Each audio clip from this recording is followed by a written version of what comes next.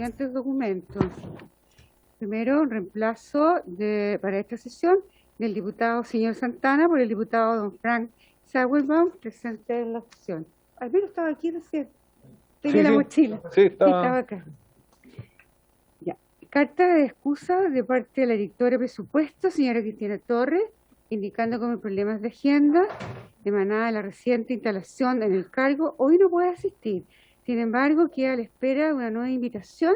Me dijo que podía venir el martes o el miércoles la próxima semana, cuando la comisión la acordemos el tiro.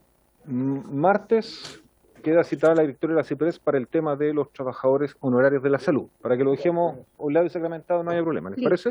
Y también manda excusa el director de impuestos internos.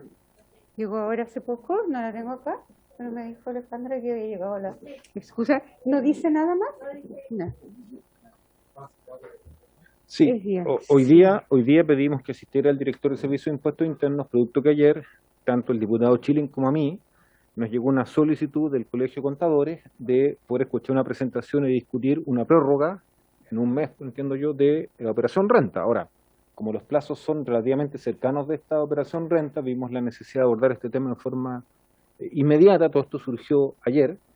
Y obviamente era muy importante contar con la presencia del director de Servicio de Impuestos Internos. Uno podría decir, bueno, tiene una agenda recargada, puede ser, pero en ese caso debe enviar a alguien de su equipo, un subalterno. Hay varias direcciones que abordan directamente estos temas, así que yo por lo menos creo que a mí no me dejan satisfechas las explicaciones del director sobre ese punto, el diputado Lorenzini. Sí, la verdad es que es inaceptable, presidente. O sea, nosotros siempre hemos trabajado bien con el director de Impuestos Internos acá, pero este es un tema que ya una semana más no tiene sentido. O sea, si simplemente entonces viene o se conecta, ¿no es cierto?, como hacen otros, y nos dice, no estoy disponible, y ya veremos nosotros qué hacemos. O tiene también funcionarios que trabajan con él, o sea, pero el hecho de no estar en un tema como este, yo le quiero preguntar a la señora secretaria, por su intermedio, presidente, yo creo que una cosa que se le invite, pero aquí la próxima semana no se le invita, se le cita, bajo procedimiento. Esto es el Congreso, esta es la Comisión de Hacienda. O sea, no puede llegar, no mandar a nadie ni decir nada, y la excusa llegó recién hace 2 minutos. O sea, esto es una falta de respeto, presidente, que yo no la voy a aceptar. Por lo tanto, le pido a la secretaria que nos diga cuáles son los procedimientos adecuados para este tema. María Eugenia. Sí, presidente, a los ministros no se les cita, nunca. Pero a los subalternos, directores de servicio, sí se les puede citar, si así lo acuerda la comisión. Gracias, señor secretario. Yo le pido, presidente, que bajo procedimiento de arresto lo citemos para el próximo. No es de arresto, presidente. No, pero entonces que no me traigan más proyectos de Hacienda que yo no los voy a votar. Sí, el apercibimiento... Aquí el ministro de Hacienda tiene que ver, entonces, ¿qué están? Solo lo que le interesa a ellos. Esto es una falta de respeto a la Comisión de Hacienda. Ya, presidente. Sí, diputado Hernández, perdón, sí, diputado Hernández, tiene la palabra. Sí, la verdad es que está presente el subsecretario, yo creo que él podrá dar explicaciones y poder hablar respecto al tema. Yo creo que él perfectamente está habilitado en reemplazo incluso del director de Impuestos Internos. Sí. A ver, vamos a ordenar. En primer lugar, yo tengo que dar una excusa, pero en este minuto están votando en Comisión de Constitución el impuesto a los superricos, ¿ya? Del cual soy autor de esa moción parlamentaria. No viene a la Comisión de Hacienda porque se determinó que era solo reforma, por lo tanto va directo a la sala. Yo tengo que... Pero usted no puede votar eso, presidente, porque le afecta, tiene que inhabilitarse. Vea mi declaración de patrimonio nomás, diputado Lorenzini, y el tema queda resuelto, no se preocupe. Eso es transparente. Entonces, tengo que trasladarme a la Comisión de Constitución y yo le voy a pedir que continúe entonces dirigiendo la sesión para abordar este tema, recibir también a nuestros invitados, al diputado Lorenzini, que está acá como presidente anterior de la Comisión. Así que le pido al diputado Lorenzini que presida mientras voy a Constitución. ¿Pero estoy citado o puedo excusarme también? Bajo procedimiento, diputado Lorenzini. Bajo procedimiento. Bajo procedimiento, así que apúrese antes que nos arrepintamos.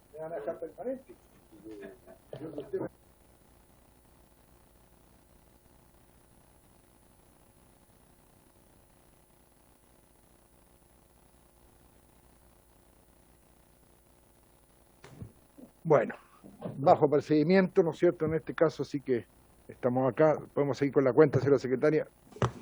Ya, presidente, hay una carta del diputado Monsalve y la diputada Joana Pérez que solicitan de manera especial recibir en audiencia al sindicato honorario de la Municipalidad de Los Ángeles por el mismo tema que ya se tomó ayer el acuerdo respecto del cumplimiento de la ley de presupuesto en lo que se refiere al pago especial de bono de emergencia sanitaria COVID-19, en lo que respecta al personal honorario, que es el mismo tema que tenía que haberse visto hoy día con la victoria de presupuesto. Así es. Y también una carta que también era para que respondiera el director de Impuestos Internos, tendría que mandarse por oficio. Ahora es una carta de don Bernardo de la Cera, socio en un 50% de una ProPyme Transparente Solution Spa. Su operación es bastante simple, venden servicios profesionales exentos de IVA, por lo que ni siquiera utilizan el IVA de las compras. Operaron sin problema durante el año 2020. El problema surge ahora. Quieren hacer la declaración de renta y el Servicio de Impuestos Internos les informa que la propuesta ProPyme no está funcionando, por lo que deben llenar a mano el formulario de declaración. Claramente esto es imposible para ellos, ya que se verían obligados a contratar un contador en una sociedad donde cada socio no ha ganado más de 400.000 pesos mensuales. Les es imposible. Lo razonable sería que les aseguraran que las propuestas del Servicio de Impuestos Internos van a funcionar. De lo contrario, ampliar el plazo hasta que éstas funcionen. Eso es lo que solicitan a la Comisión, sus buenos oficios para interceder sobre una respuesta. También hay una respuesta del Ministro de Relaciones Exteriores en respuesta a lo que pidió el diputado Jackson en la Comisión y que acordó la Comisión respecto de la identificación de los inversionistas en el mercado de la invariabilidad tributaria de los embarques de cobre que salieron del país en el periodo 2002-2020. Está enviado a todos sus correos esta respuesta. Igualmente, de redes asistenciales, informa sobre ausentismo laboral, uso de licencias médicas 2020, detallando promedios de día de ausentismo, servicios clínicos más afectados y demás elementos que permitan un diagnóstico de la situación a nivel país. Y en cumplimiento de la ley de presupuesto del sector público, la Subsecretaría de Interior informa sobre su glosa específica, en este caso Carabineros de Chile, informando que en enero y febrero la nómina de inversión pública, Policía de Investigaciones, remite informe mensual sobre la cantidad de alumnos por año de la Escuela de Investigaciones. Eso es todo, presidente. Gracias, señora secretaria. Bueno, damos la bienvenida al subsecretario, que bueno que esté aquí, porque ahí justamente el tema que nos planteaba la PYME, aprovechamos para la otra semana, que no sé si va a venir el director de Impuestos Internos, pero enviará a alguien por lo menos a que pueda contestar nuestras preguntas. Sobre la cuenta, estimados parlamentarios y colegas,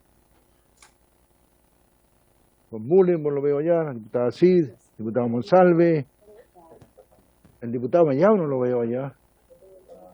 Hasta aquí ahora vino. Pero un minuto, oye, está aquí, igual que... ¿Algo sobre la cuenta no hay? Entonces, bueno, damos la bienvenida también a nuestra colega. ¿Qué tema le va a interesar? Es que la veo en Hacienda. No, perdón, presidente, tenía porque había un reemplazo que había llegado. No. ¿No ha llegado nada? Por el diputado Ortiz. Sí. Bien, de la zona, pero bueno, no hay problema.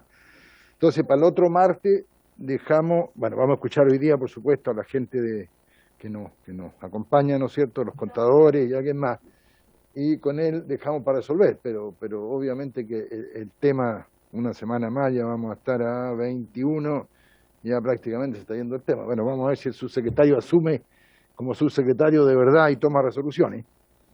Y tendríamos pendiente también para la otra semana el tema de la directora de los honorarios, ¿ok? Por lo tanto, hoy día partimos con este tema, ¿no es cierto?, que el atraso, que no lo está teniendo, mucha gente lo ha hecho, pero queda gente con problemas, ¿no es cierto?, PYME, etcétera, lo veíamos ahí en un caso de escuchar a nuestros contadores de Chile, al Colegio de Contadores, ¿no es cierto?, para ver qué podemos hacer. Un poco la petición es, estos 30 de abril se acaba, y atrasarlo por lo menos ojalá el 30 de junio, dar un poquito más de plazo, pero escuchemos el planteamiento de ellos y espero que el subsecretario ande hoy día, como muchas veces que ha estado aquí, con decisión y nos ayude a resolver este problema. Así que, bueno, tenemos ahí aquí llegó ya, forma el diputado Verdesi, jefe de bancada, ¿no es cierto? Informa que en forma permanente la diputada Joana Pérez va a reemplazar a don José Miguel Ortiz. Ok, no hay problema, hay unanimidad, se acepta. Y tenemos a don José Luis Barría, presidente. No sé si ha sido don Edgardo Siniza, la señora Lucia Escobar, Juan Pizarro, Carlos Boada, Adolfo Canales, son los que tengo aquí que nos iban a acompañar, señora secretaria, íbamos a ir viendo si están, pero démosle la palabra al jefe, don José Luis Barría. Buenas tardes, distinguidos diputados. Agradecer a la Comisión de Hacienda la posibilidad de poder hacer ver la difícil situación que nos aqueja y especialmente dar a conocer la complejidad en la que se encuentra la Operación Renta 2021. Lamentablemente nos hemos encontrado con una serie de dificultades. La Operación Renta 2021, que creíamos que iba a ser mucho más simple que las anteriores, finalmente hemos podido llegar a la conclusión de que es una de las más difíciles de los últimos tiempos. Hemos tenido problemas de toda naturaleza. La carta que se acaba de leer, yo creo que habla por sí sola y me va a evitar hacer mayores comentarios referentes a la plataforma y cómo ha funcionado esa misma plataforma y los asistentes que el Servicio de Impuestos Internos, y que lamentamos que el director no esté, porque habría sido interesante que estuviera para que no se creyera que nosotros estamos aprovechando esta instancia para a lo mejor aparecer como un poco diciendo cosas que no son reales. Pero yo personalmente el día 30 de junio, perdón, me quedé pegado con la postergación, el día 30 de marzo le envié una serie de antecedentes al director de Impuestos Internos por WhatsApp de todos los reclamos que teníamos, porque ese día vencía la declaración jurada 1948, se nos ofreció postergarla, porque lamentablemente siempre a través de los años hemos estado en esa dinámica lamentable de que se espera hasta última hora para ver si los profesionales somos capaces de poder cumplir con la entrega independientemente si eso se está haciendo bien o mal. Nosotros desde el año 2014 estamos pidiendo de que la Operación Renta definitivamente se corra a lo menos el 30 de junio o en el peor de los casos el 31 de mayo. Los balances se están terminando, las auditorías se terminan entre el 30 de marzo y el 15 de abril.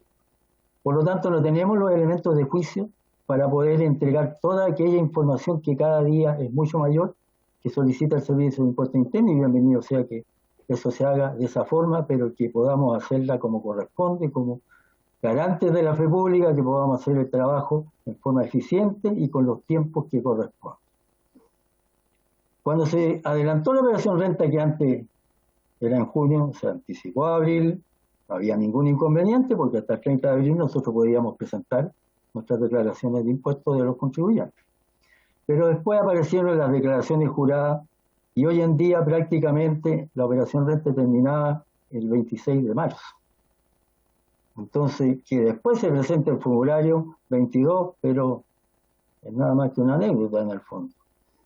Además, tenemos la ya dicha inconveniente real, absoluto, de que la plataforma del servicio hoy en día no está dando las garantías de que se pueda hacer un trabajo bien hecho, porque, bueno, queda demostrado la respuesta que se le dio al contribuyente que hizo la consulta.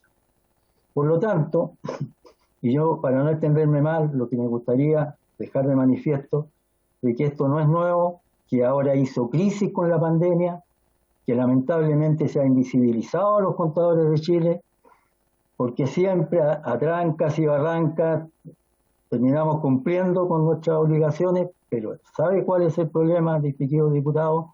Que ojalá, por la ley de transparencia, tengamos alguna vez, porque aquí el Servicio de Impuestos Internos habla del éxito de la operación renta, pero dicen de que del éxito de la operación renta está que se había que presentar 4,5 millones de declaraciones, se presentaron 4.250.000. Pero ¿cuántas de esas declaraciones, estimados diputados, realmente están observadas? Que a la larga ha significado un tremendo gasto al erario nacional, porque los fiscalizadores del Servicio de Impuestos Internos están en la misma situación nuestra. Nosotros adherimos a ello porque la verdad es que ellos tienen que realizar trabajos arduos para poder dilucidar todas esas observaciones que están en las declaraciones juradas y en las declaraciones de renta de pymes y de pequeños contribuyentes. Por lo tanto, son normalmente fiscalizaciones improductivas, porque son errores más de forma que de fondo, por lo que ya le expliqué.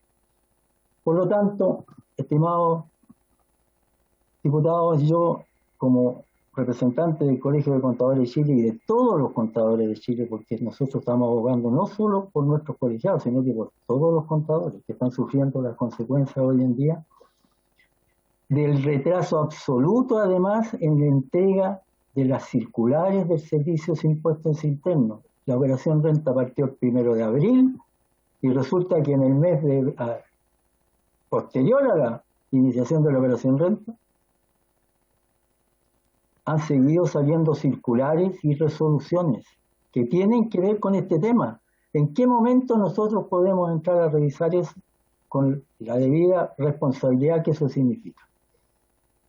Al mismo tiempo, no quiero dejar pasar algo muy significativo. La subdirectora de fiscalización del Servicio de Impuestos Internos, en una entrevista en la televisión, por primera vez lo escuchamos, dijo que esta no era una operación de renta normal. Si la subdirectora del Servicio de Impuestos Internos dice de que esta no es una operación de renta normal, yo creo que entonces avala lo que nosotros estamos solicitando, que esta prórroga se nos dé única y exclusivamente para que en definitiva podamos hacer el trabajo como corresponde en beneficio de los contribuyentes de Chile. Y por último, porque siempre el Servicio de Impuestos Internos tiene el caballito de batalla que no puede postergarse la operación renta, porque eso depende de los legisladores y eso es cierto. Pero al mismo tiempo dice que no se pueden prorrogar declaraciones juradas porque tienen que devolverle la plata a los trabajadores independientes que boletean y a los pequeños empresarios. El año pasado, el 28 de marzo, en el Ministerio de Hacienda, al subsecretario Moreno y al encargado tributario, el señor alcalde, le dijimos: señores, devuélvanle la plata ahora a las pequeñas empresas y permitan que cuando se presente la declaración de renta y cuando tengan que hacerlo, si tienen que pagar, que lo hagan en 12 cuotas sin interés. Queremos hacer carne de eso mismo en esta oportunidad con mayor razón. Los empresarios y las pymes llevan un año que realmente ha sido dramático para todos ellos. Yo creo que felizmente aquí hay un representante de las pymes que podrá manifestar o corroborar lo que estoy diciendo, y agradecemos también a ellos el apoyo que se nos ha dado en esta oportunidad. Así que, distinguidos diputados, démosle la posibilidad a los empresarios, a las pymes, de devolverle sus PPMs ahora ya. Y si tienen que pagar impuestos, que lo hagan en 12 cuotas sin interés.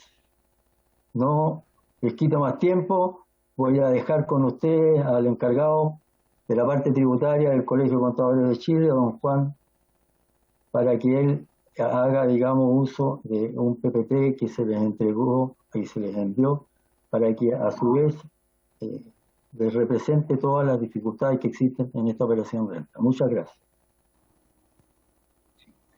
Buenas tardes. José Luis. ¿Sí?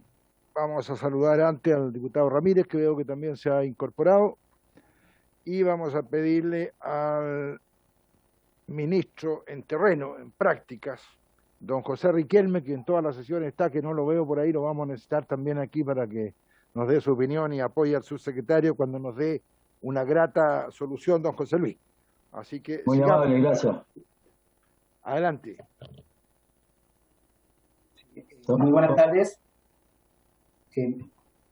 Muy buenas tardes, honorables diputados, Colegio de Contadores, Ministerio de Hacienda, también a Carlos Guada en representación de las pymes.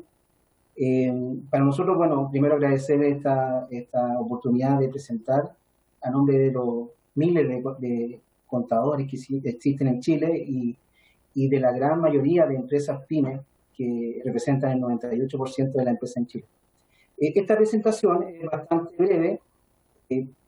Gran parte de lo que vamos a mostrar está fundamentado en una encuesta que realizamos en el Colegio de Contadores, una encuesta que representa al menos el 15% de los afiliados al colegio, pero lo más importante, representa al menos unas 50.000 pymes, pensando que cada colegiado, ¿no es cierto?, que es asesor de esta empresa, multiplica por muchas veces a nivel de empresas pymes.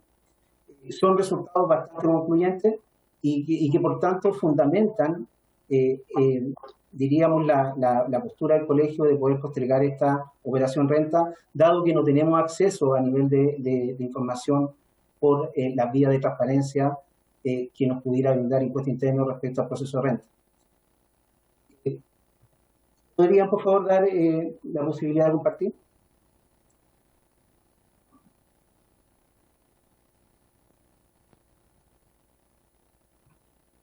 Ya está compartido.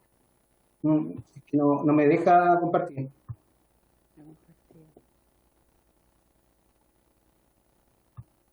Sí. Bueno, lo primero, mencionar que esta presentación se hace a nombre del Colegio de Contadores, pero respaldada por los gremios PYME, por la Cámara Nacional del Comercio, el CELET, el Centro de Estudios Empresariales y Tributarios, CONAPYME, Multigremial y la Confederación del Comercio Detallista. Lo primero, mencionar que en el escenario actual, complejo de pandemia y además de cambios tributarios importantes, sucesivos, ¿no es cierto?, una reforma de 2014 y posteriormente la reforma del año 2018 que se implementó en el año 2020, se generó, ¿no es cierto?, una suerte de complejidad importante en la implementación de la modernización tributaria. Sin embargo, con todas estas complejidades, el 1 de abril comenzó la operación renta en un escenario bien complejo para miles de contadores en Chile. Esta presentación hace eco de muchos de los reclamos, de muchas veces ya llamados de socorro, de alerta por parte de los contadores respecto a la situación compleja en que se está desarrollando esta operación renta. Por tanto, cabe preguntarse si, considerando los atrasos en circulares, problemas de plataformas a nivel de impuesto interno, las restricciones también a nivel sanitario que impiden que los contadores puedan solicitar información en forma oportuna, podemos realmente hablar de un proceso de renta normal. Y acá hacemos eco también de las palabras de la subdirectora de fiscalización, Carolina Sarabia, que también menciona que es un proceso anormal. No obstante, no es lo que vemos, ¿cierto?, como publicidad por parte de Impuesto Interno hacia la comunidad, que muestra un proceso en cierta medida que se está desarrollando en forma normal. Las noticias muestran que en torno a 1 millón de declaraciones se han realizado. No obstante, acá debemos precisar que son principalmente declaraciones de personas naturales o algunos casos declaraciones en que Impuesto Interno tenía información para poder declarar. No podemos asegurar que en el caso de empresas esta información sea 100% exacta, dado que muchos contadores detectaron que existía inconsistencia a nivel de la información en las bases de Impuesto Interno, y es algo que hemos hecho saber a la comunidad. Adicionalmente está la problemática de las observaciones que posteriormente generan dificultades en acceso al financiamiento a nivel de las empresas y también a nivel de devoluciones. Si la declaración de renta está observada por Impuesto Interno, de seguro que queda retenida la devolución, por tanto genera también un problema de liquidez. También hemos tenido graves problemas en el funcionamiento de la plataforma de impuesto interno.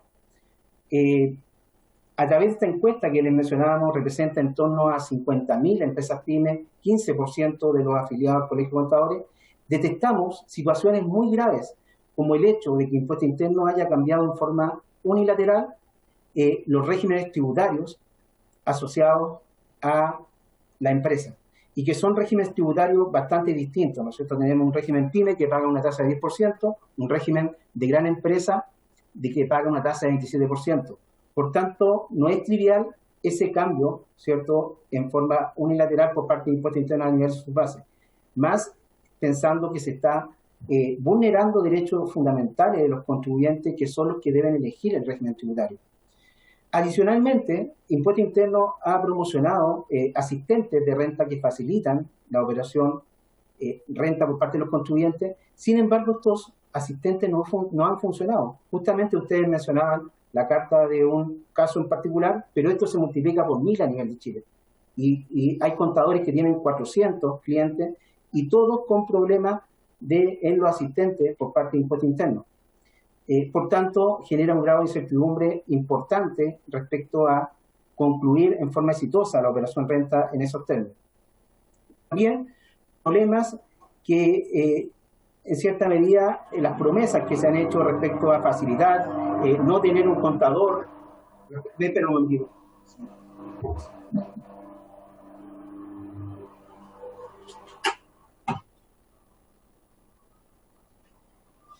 No tener, en cierta medida, un contador, que fue lo que se promocionaba, ¿no es cierto?, que la pyme, dado el costo de la contabilidad, poder hacer procesos automáticos. La novedad que mostró Impuesto Interno respecto a propuestas para las empresas pymes realmente no fue tal, lo que muestra, ¿no es cierto?, inconsistencia en la información, que también se puede agravar posteriormente porque Impuesto Interno tiene la obligación de entregar una cartilla tributaria para efectos de financiamiento, que sabemos que probablemente también va a estar con problemas. También mencionar que uno de los puntos claves del proceso de modernización tributaria era la simplificación del sistema tributario. Chile, a nivel de la OCDE, se encuentra en los últimos lugares de complejidad tributaria, situación que afecta ciertamente también la competitividad a nivel económico del país, de poder atraer inversiones y de poder generar riqueza a través del emprendimiento. Diríamos, lo concluyente en este aspecto, con esta encuesta, muestra que el sistema se hizo más complejo, ¿cierto? Tenemos dos sistemas tributarios distintos, una serie de requerimientos adicionales en términos de declaraciones juradas, que hacen que el sistema sea más complejo en estos momentos. También, y esto ya lo mencionaba José Luis, respecto a las circulares claves del proceso que fueron emitidas en forma tardía, en algunos casos al límite, por ejemplo, de procesos claves en el proceso tributario, como la elección del régimen tributario. La circular 62 respecto a la elección del régimen tributario para ProPyme salió solo 6 días antes de tener que elegir el régimen PYME. Por tanto, no queda espacio para poder estudiar, poder analizar en forma acuciosa el impacto de esa normativa. El suplemento tributario, que normalmente salía en el mes de enero, este año salió en el mes de marzo, y adicionalmente 15 días posterior a su emisión inicial se corrige, por tanto genera una incertidumbre importante y casi al límite de la operación renta. Un documento que consta aproximado de 400 páginas, por tanto imposible poder también estudiar ese documento para el proceso de renta. Y circulares claves que aún siguen saliendo, y que mencionaba José Luis, circulares que han salido en abril, es decir, en pleno proceso, entre comillas, normal de operación renta, siendo emitidas circulares que son claves para la interpretación de la normativa tributaria. Por tanto, con estos ejemplos, podemos mostrar que la implementación de la modernización tributaria ha sido deficiente y, por tanto, eso también va a afectar los resultados finales del proceso. Hemos visto también grave vulneración de derechos de los contribuyentes. A lo que mencionábamos, ¿no es cierto?, respecto a no contar con información confiable en las bases de impuesto interno, debemos también agregar esta emisión de circulares tardías que no permiten que los contribuyentes ejerzan sus derechos, como poder, por ejemplo, rectificar el capital propio, que es un mecanismo que cada vez cobra mayor importancia en términos de la tributación. La circular de rectificación del capital propio salió recién el 1 de abril de 2021. Es decir, estos son algunos ejemplos que muestran la deficiencia y lo tardío en la emisión de circulares por parte de Impuesto Interno. A esto debemos adicionar situaciones que sabemos que van a hacer más complejo esta operación renta, como el hecho de la asignación a nivel de Impuesto Interno de todo el proceso de emisión de bonos sociales que se está generando. En el anterior proceso hubieron errores importantes para el presupuesto nacional. Acá, ¿no es cierto?, se detectó casi 437.000 trabajadores que recibieron bonos en forma indebida y que posteriormente genera todo un costo presupuestario, pero también un costo administrativo de trabajo. Creemos que Impuesto Interno, sometido a estas dos exigencias de operación renta, más todo el proceso de entrega de bonos, va a ser mucho más complejo un proceso y quizás afectar los dos procesos, tanto la emisión de bonos y la operación renta. También el hecho que la profesión de contabilidad haya sido declarada no esencial genera una dificultad importante. Y esto realmente es bastante complejo entenderlo por parte de los contadores, porque hemos visto que a nivel de bienes el cigarro es un bien esencial, a nivel de actividad, acá se menciona moteles, también es una actividad esencial, es decir, realmente debemos acá considerar que los contadores de Chile sabemos que tenemos un rol social importante y por tanto cada contador siente que cumple un rol social para la economía, para las distintas empresas que asesora, donde el contador prácticamente pasa a ser el asesor integral en todos los ámbitos laborales, legales, financieros, tributarios. Y esta situación vino a agravar también el proceso de operación renta. Situaciones también en el ámbito humano, ¿cierto? Sabemos que no es lo mismo quizás hablar del trabajo a nivel de los hombres y a nivel de las mujeres. Las mujeres han tenido en esta pandemia una labor adicional que ha sido la de educar a los hijos, en muchos casos realizando labores de casa y además llevando los temas de contabilidad. En torno al 80% de los contadores colegiados son contadores independientes que trabajaban en su oficina y que ahora tienen que estar trabajando en su casa, muchas veces con limitancias en términos de conectividad, en términos de equipos, para poder llevar ese trabajo remoto. Y toda esta situación que ha concluido que la comunidad en general ha hecho eco del llamado del Colegio de Contadores.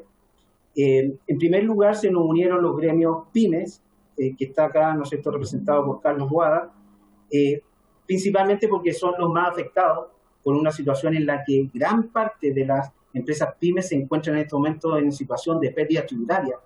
Y además, pérdida tributaria que se presenta con niveles de deuda importantes, problemas de financiamiento. Y por tanto, en este caso, las pymes apoyaron el llamado del Colegio de Contadores, también lo hizo la Cámara Nacional de Comercio. Pensemos en industrias como el turismo, como el comercio, afectado gravemente por la pandemia, que incluso no tienen ni la posibilidad de entregar la información al contador o de juntarse con el contador. Muchos empresarios quizás haciendo cuarentena obligatoria por producto de la pandemia y la situación de salud. La realidad muestra, y esto nuevamente son datos concluyentes de esta encuesta que representa casi 50.000 pymes, que el 91% de los contadores que asesoran a estas empresas piensa que el proceso de operación renta se debe postergar para junio y el proceso de declaraciones para mayo, que sería una situación ciertamente, como mencionaba José Luis, mucho más eficiente porque existirían menos observaciones, un trabajo quizá mucho más expedito en términos de devoluciones a las distintas empresas pymes.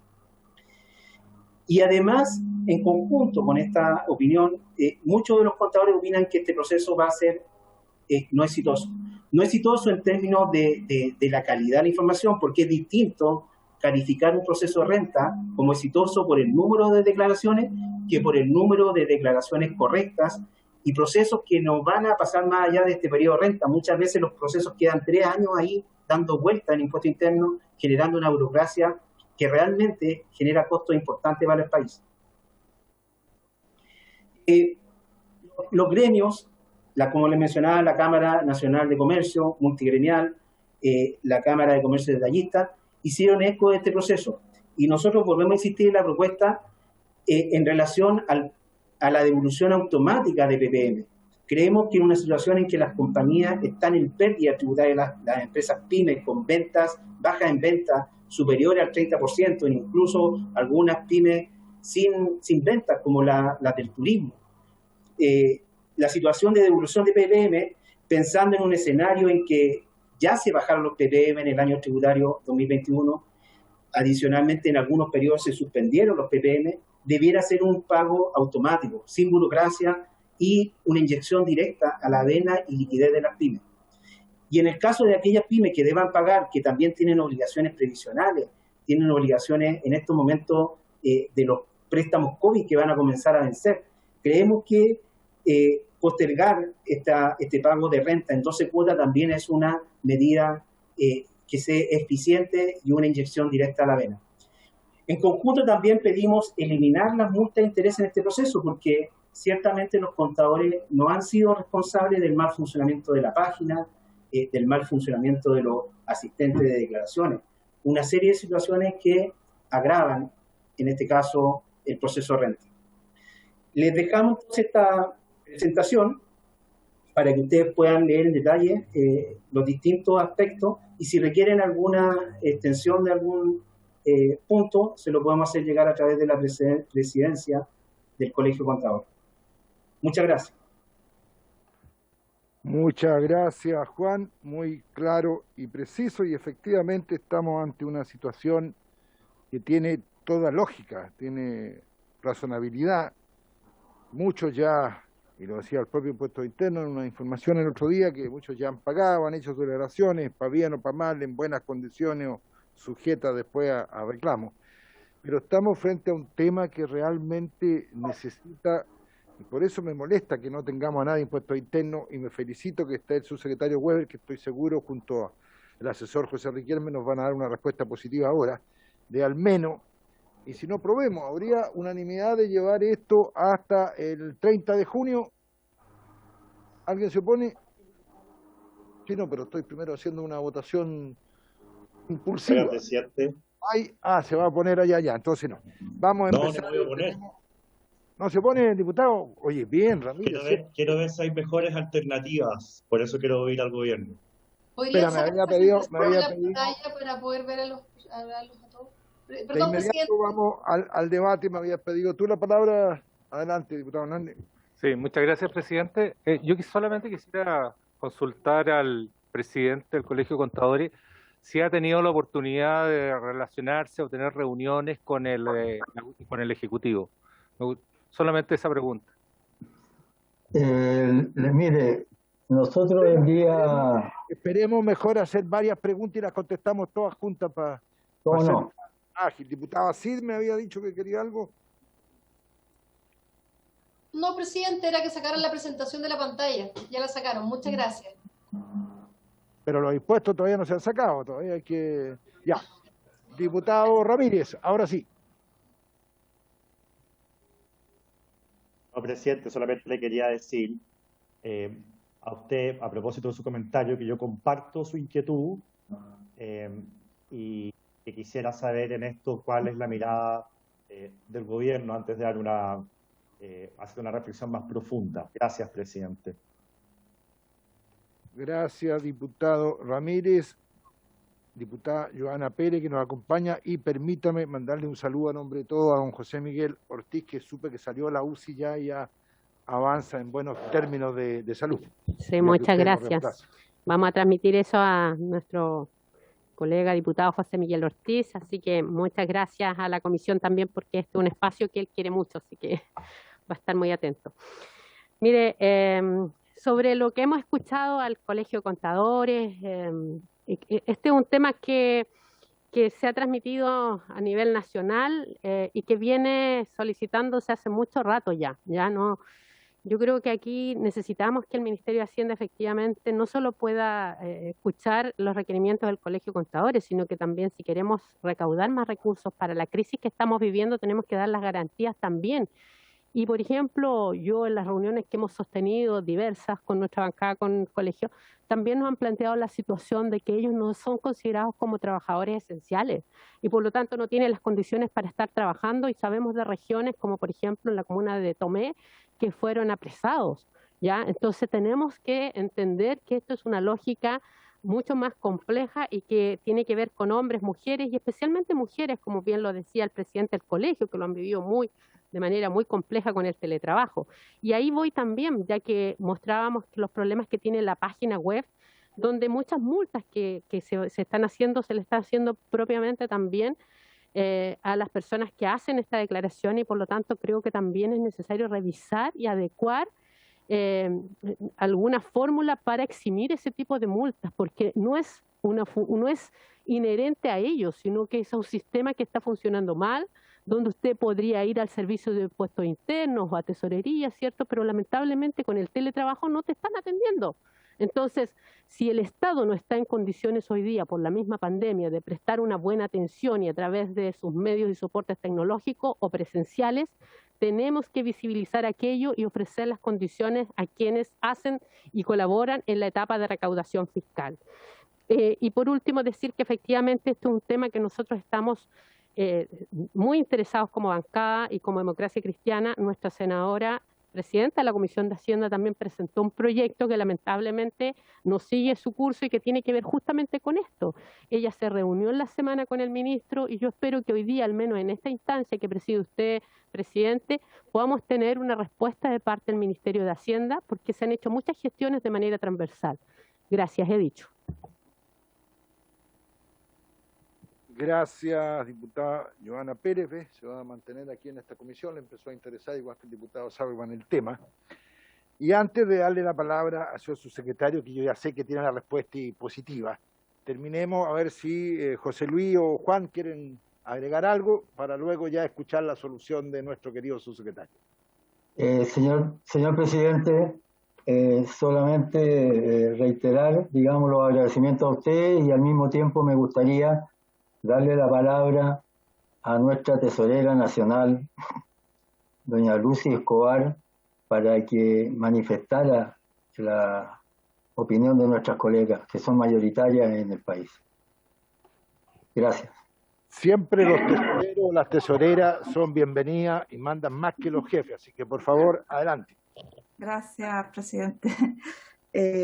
Bueno, yo la verdad es que quiero apelar a un poco de humanidad, porque la verdad es que todo lo que hemos visto, lo que ya se mostró en el PPT, lo que hemos venido diciendo a los medios de comunicación, al subsecretario de Hacienda, al director de Impuesto Interno, todo eso ha llevado a una gran incertidumbre, porque siento que han estado jugando un poco con nosotros, jugando a llevarnos al límite, a llevarnos a ver cuántas declaraciones vamos a hacer de aquí a, no sé, pues al 29, a cuando den visto bueno, si es que lo dan. Entonces todas esas cosas sistemáticamente hemos estado con ese juego. Y yo creo que eso es muy injusto para la vida de la persona y para la salud de las personas. Hoy día sentimos nosotros que estamos invisibilizados. Gracias a Dios ahora nos están escuchando y viendo, pero la verdad es que nos sentimos invisibilizados y sentimos que nuestros interlocutores, que son los interlocutores directos, no están con nosotros, no están dando resultados, y sentimos también que se nos están vulnerando nuestros derechos a trabajar tranquilo, a trabajar con las herramientas adecuadas en los tiempos precisos. O sea, estamos en una pandemia, tenemos restricciones para salir, pero corremos con los mismos plazos, entonces eso no es justo, no es justo para la salud de las personas. Yo apelo a eso, a los cientos de contadores que hoy día estamos con los mismos problemas, porque nosotros tenemos una gran cantidad de redes sociales que nos van denotando día a día el sentir de la gente, la desesperación de las personas que están, no sé, 2 horas para ingresar una declaración jurada porque no está funcionando, y eso es la queja a diario que recibimos en nuestros sistemas de redes sociales. Entonces, pedirle que también veamos esto no como un número, también veámoslo como somos personas. Nosotros no estamos exentos de la enfermedad. No sé por qué se nos mira como si fuéramos máquinas que tenemos que digitar, porque eso es lo que hacemos hoy día, digitar todo el tiempo. O sea, mírennos también como personas que somos. Yo represento a la mayoría de las contadoras mujeres que hemos sufrido en carne propia todo esto, esta pandemia, este teletrabajo, que no para todos resulta cómodo porque significa un mayor gasto también. Bueno, apelo a eso nada más y también recordarles que ojalá puedan hacer algo respecto al tema de sumarios sanitarios que tienen nuestros colegas de Tomé, que debido a toda esta emergencia que ellos han tenido, a que no pueden ir a su oficina, tuvieron que ir a escondidas. O sea, estamos jugando a los bandidos para poder llevar a cabo y cumplir con los plazos. Eso no es justo. Hoy día están enfrentados a un sumario sanitario, oficinas cerradas en Tomé. Entonces, no, ¿cómo lo hacemos? O sea, tenemos que mentir, subdeclarar, declarar 100 pesos, $1 en la declaración de renta, solo para evitarnos las multas porque tenemos un sistema que nos exige cumplir plazos. Yo les pido, diputados, nos tomen en cuenta y hagan algo en definitiva. Y ojalá esto sea en el tiempo y no sea que cada año tengamos que estar más o menos mendigando plazos, porque hay un sistema tributario complejo, el más complejo del mundo. Y eso, diputado, muchas gracias. Muchas gracias, Lucy. Bueno, olvidémonos de los sinsabores porque ahora viene y está don José Riquelme para tomar nota y transmitirlo, y el subsecretario, mi estimado amigo y siempre tan atento con esta comisión, don Alejandro Weber, nos trae buenas noticias, así que todos estamos atentos a lo que nos diga don Alejandro. Presidente, muy buenas tardes, un gusto saludarlo a usted, un gusto verlo asumiendo esa presidencia y a toda la Comisión de Hacienda. Quería, antes de partir, presidente, volver a agradecer y valorar el trabajo que tuvimos en su comisión durante la tramitación del bono clase media y préstamo solidario. La verdad que lo que encontramos allí en la Cámara y en particularmente en su comisión, presidente, fue una disposición al diálogo, al trabajo conjunto, a avanzar con celeridad, lo que nos permitió poder sacar un proyecto de más de $6.000 millones que busca inyectar liquidez a los sectores más vulnerables y a la clase media. Así que aprovecho esta instancia, presidente, para agradecer por su intermedio a la comisión ese trabajo que habla de la buena política, de la buena construcción de políticas públicas en conjunto entre el Congreso, el Ejecutivo y todos los actores que también participaron allí. Ahora, dicho eso, presidente, también quería señalar que, yendo al punto, ¿no? Hoy día nos reunimos a eso de las 9 de la mañana con don José Ruiz, el gremio que él preside. Agradecemos a esa reunión. Estaba don Juan, ¿quién más estaba de los acá presentes? Doña Nelly, que no tiene el nombre puesto ahí, perdón. Doña Lucy. Eso, perdón, si no recordaba su nombre. Y nos presentaron... No. Cuidado, subsecretario, esto está siendo grabado, no se confunda, es Lucy, no Nelly. Doña Lucy, tiene toda la razón, ¿ves? Fue un lapso, doña Lucy. Y nos presentaron todos los puntos, presidente. Ellos señalaban la complejidad que están viviendo. Nosotros, por supuesto, que empatizamos con esa complejidad. Nos mostraron los datos de la encuesta que realizaron y nos hicieron peticiones bien concretas, ¿no? Una de las peticiones era la postergación de la operación renta, otra de las peticiones era poder ser eventualmente declarados como una actividad esencial. Y lo que yo manifesté allí, presidente, es lo mismo que voy a manifestar ahora, ¿no? Y ante esta honorable comisión. Es que este es un tema de preocupación, eso es una realidad, y es un tema que tenemos que analizar con sentido de urgencia, pero también con todos los datos sobre la mesa. Por eso, presidente, es un halago para mí que usted señale que aquí siempre tenemos soluciones sobre la mesa pero para tener una buena solución tenemos que hacer un estudio serio de esta materia. Mi compromiso fue, presidente, poder resolver esto a la brevedad. No podemos comprometer un resultado. Tenemos acá los elementos que están puestos sobre la mesa, pero también esto es un sistema, presidente, y usted que sabe mucho de finanzas y de economía, así lo va a comprender muy bien, ¿no? Hay muchas pequeñas y medianas empresas que están esperando sus devoluciones también en esta operación. Y que tengo que también señalar que fue una de las preocupaciones que el mismo Colegio de Contadores de Chile lo puso sobre la mesa también. Es una preocupación de ellos también. Entonces tenemos que equilibrar todos estos elementos, presidente, así que tengo que ser muy responsable en nuestro rol como Ministerio de Hacienda, poder cuidar las finanzas del Estado, poder asegurar la recaudación, pero también que las instituciones funcionen y que nos protejamos entre todos, ¿no? Así que mi compromiso, presidente, es estudiar esto con sentido de urgencia y permítame, y tengo que disculparme de no entregarles una solución ahora, pero es lo que corresponde, analizar esto en seriedad y con la información que el propio Colegio de Contadores nos ha entregado para su análisis, presidente. Lamento si lo decepciono, presidente, con esta respuesta. No, la verdad es que, señor subsecretario, ya el señor Riquelme fue un poco infidente porque me mostró delante el decreto que se va a estar firmando este viernes. Por lo tanto, ese sería el plazo que tendríamos el viernes, ya tendríamos una solución al tema porque estamos en abril, ya estamos avanzando y esto se va a vencer. Entonces, no nos da, que no venga impuestos internos hasta la otra semana, no nos da para tanto, don Alejandro. O sea, tenemos que tener sí o no, pero que la gente sepa, está esperanzada de poder tener alguna respuesta en estos temas. Entonces, pudiéramos ponerle plazo a esa respuesta. Es algo que se va a resolver en los próximos días, presidente. No me puedo comprometer con un plazo específico, pero definitivamente va a ser lo antes posible. Sabemos que esto no es una decisión de largo plazo, es algo contingente que apremia ahora, así que en los próximos días, presidente, vamos a tener una resolución al respecto. Ese es mi compromiso. Bueno, quedamos presidente, con eso. Presidente. Diputado Hernández. Yo quisiera hablar, presidente, respecto, digamos, a que este problema no es nuevo.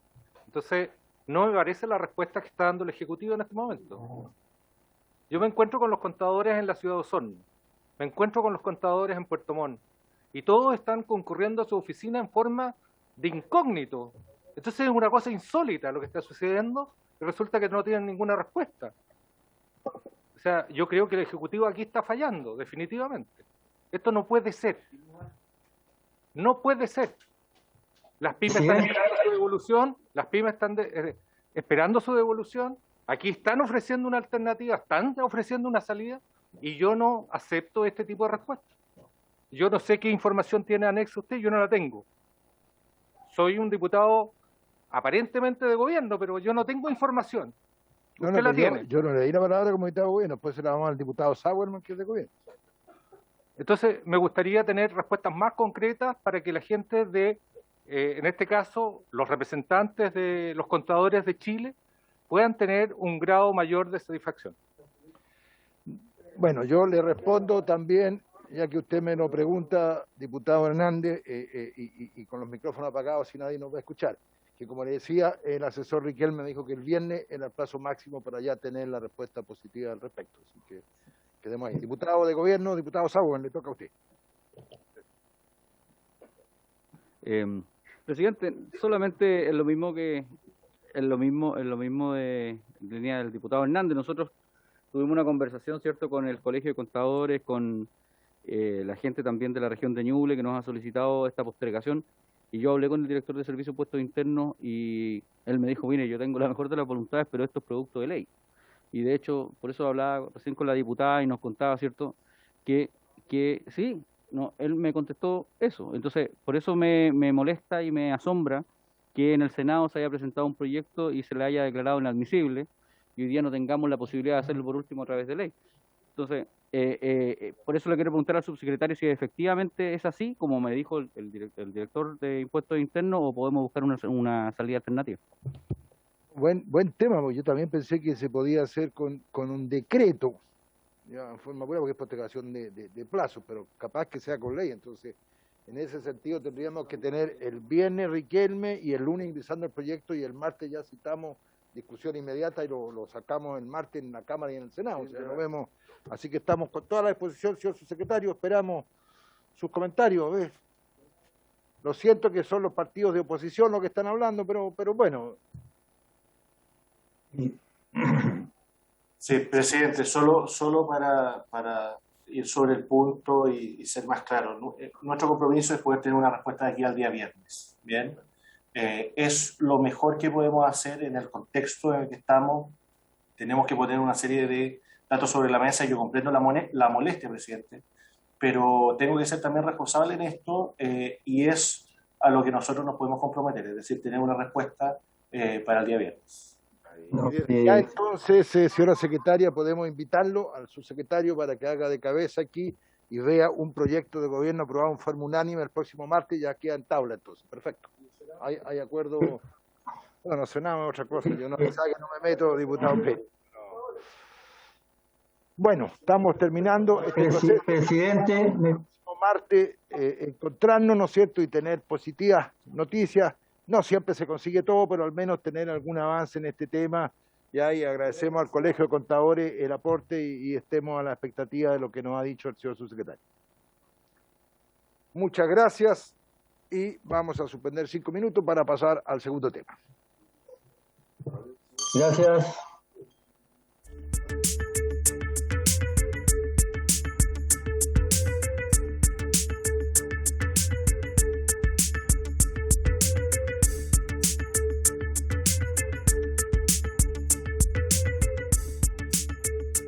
La sesión entonces pasamos al segundo tema, un proyecto que se ha conversado mucho, que recién ingresó hace unas semanas aquí en Hacienda, o sea, es nuestro, y que tiene que ver cómo mejoramos los estándares de probidad y transparencia en las compras del Estado. Un tema que ha sido bastante debatido, ¿no es cierto?, que viene de hace harto tiempo, han habido un par de arreglos, pero en general se había quedado, ¿no es cierto?, en los últimos gobiernos ahí en el aire, y viene un proyecto que es muy denso, son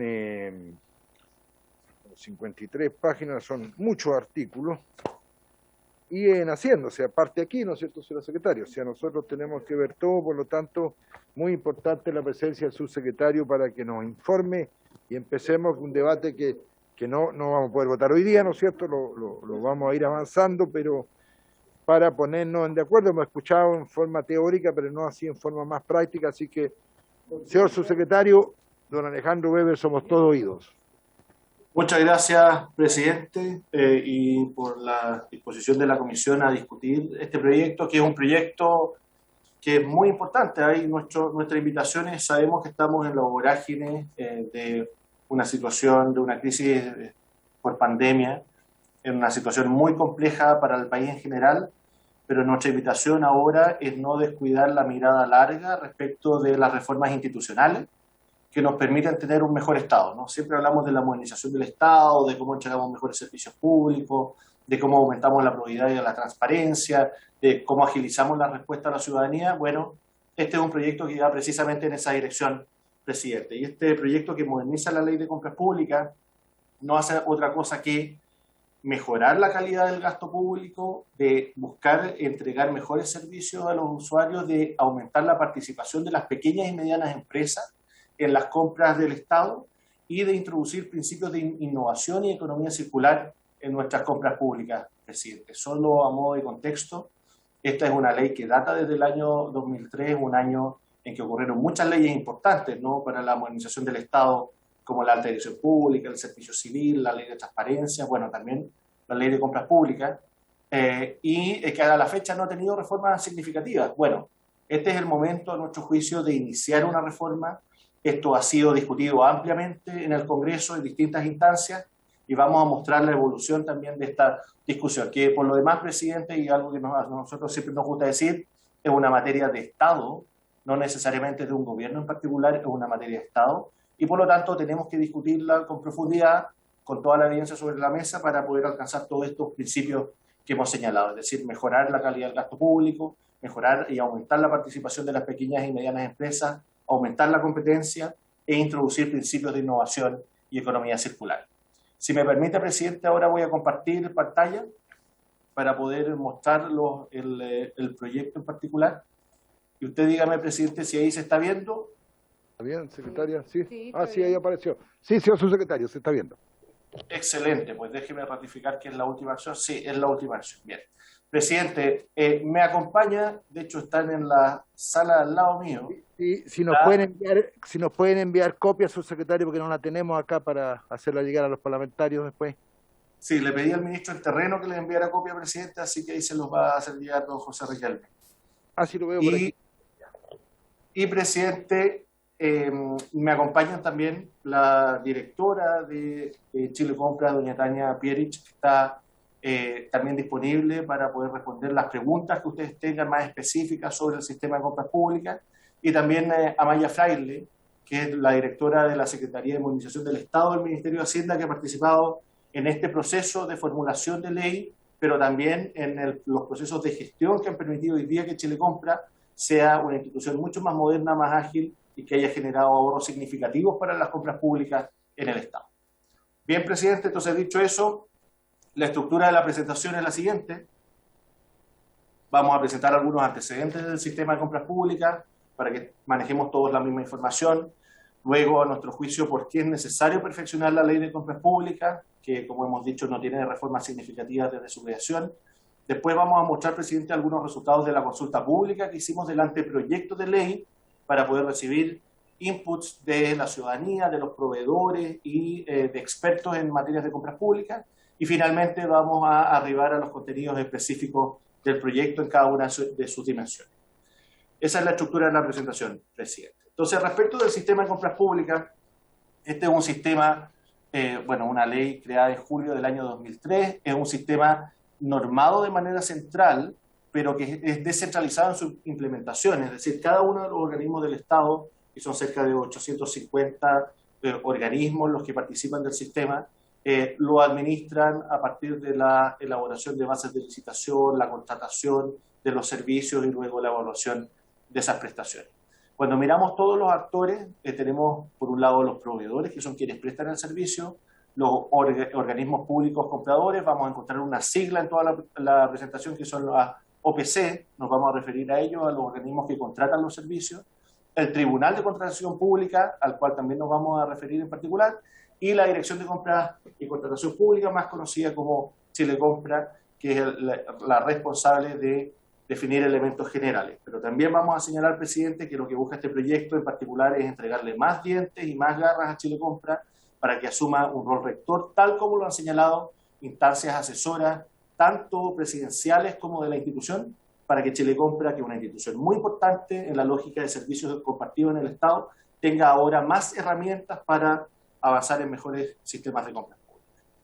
¿Y cómo funciona el sistema de compras públicas, presidente? En términos muy sucintos, lo que acá vemos son los mecanismos centrales actuales de compras del Estado. Por un lado, los mecanismos regulares, que son la licitación pública y el convenio marco. Como sabemos, los convenios marcos son algunos marcos de referencia donde ingresan proveedores a partir de una licitación en que se licitan características generales y luego estos proveedores cierran ese mercado durante un tiempo determinado, que en general está en torno a los 6 años, y son solo esos proveedores los que pueden entregar un servicio determinado, y esto, por otro lado, facilita, presidente, que los órganos que contratan, es decir, los órganos del Estado, puedan seleccionar dentro del convenio marco la provisión de un servicio en particular.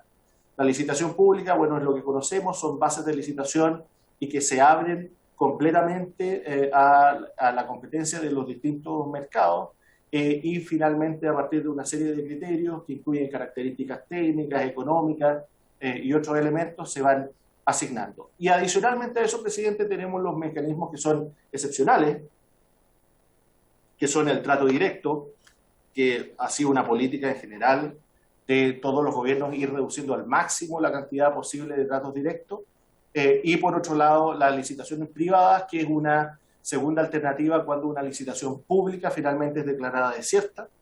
La licitación privada consiste en que las mismas bases de licitación son expuestas ante una lista corta de proveedores que son seleccionados por la organización que quiere contratar, toda vez que haya sido declarada desierta una licitación pública. Luego, a partir de la adjudicación, se firma el contrato, se emite la orden de compra y se ejecuta el contrato. Eso en términos muy sucintos presidente, sobre los mecanismos actuales del sistema de compras públicas.